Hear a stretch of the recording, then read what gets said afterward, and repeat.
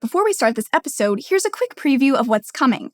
Ready to take charge of your finances and master the art of money management? Cash Course is your ultimate guide to financial literacy, from personal budgeting to macroeconomics. Check out more episodes at PragerU.com.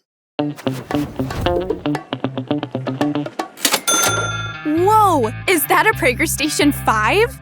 Yeah, I camped out all month for it. Wow! Doesn't that cost like $350? How did you pay for it? Oh, easy. I just used a credit card.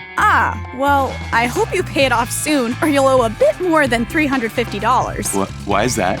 Well, there's a thing called interest, usually a certain percentage, charged by lenders when you borrow money, including credit card lenders. Interest covers any risk associated with the loan, but interest can also be earned from saving and investing. Interest mainly comes in two forms: simple and compound. Simple interest is only calculated on the principal, the original amount invested or borrowed. Compound interest, on the other hand, is when the interest is added back to the principal, increasing it, and then the next round of interest is calculated based on that higher principal. Say that again, but slower. All right, let's break it down. Take, for example, a bank that offers you an annual simple interest rate of 6% on a savings account. You deposit $1,000 and then come back a year later. You now have $1,060 in your account. Pretty sweet. The extra $60 is the simple interest you earned over the year, and the principal has remained the same. Now take $1,000 to a bank which offers compound interest. It has the same interest rate of 6%, but this time it compounds monthly. The bank spreads the 6% interest rate over 12 months, and then uses it to calculate the amount of interest earned each month. The interest is then added back to the principal, increasing the principal amount. This process repeats every month. As you can see, the principal grows. You earn interest on your interest.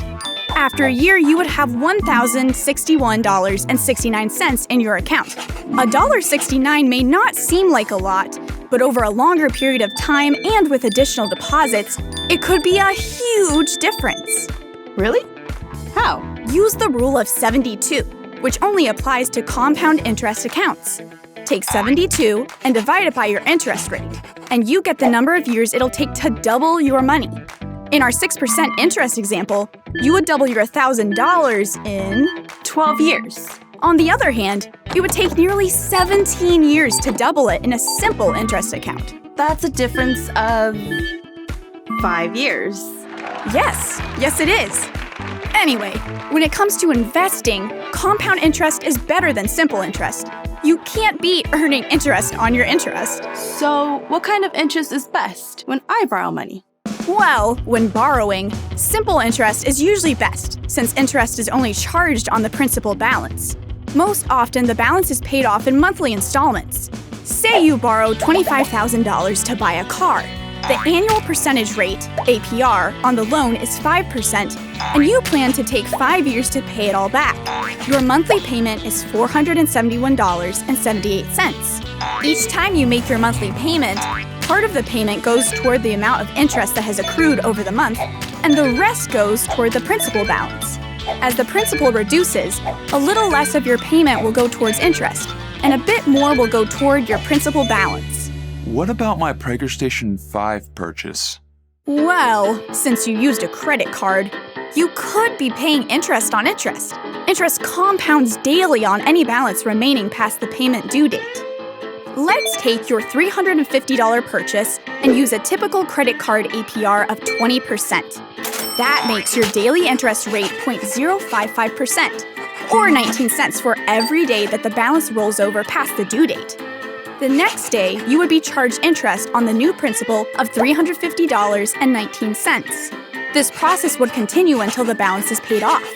In just 1 month, you could owe up to an additional $5.82. This may not sound like much, but it adds up quickly. Now that you know how interest works, you can prepare for it in your own finances. There are plenty of online calculators to help you figure out exactly how much you'll be paying or earning once interest is applied to your principal.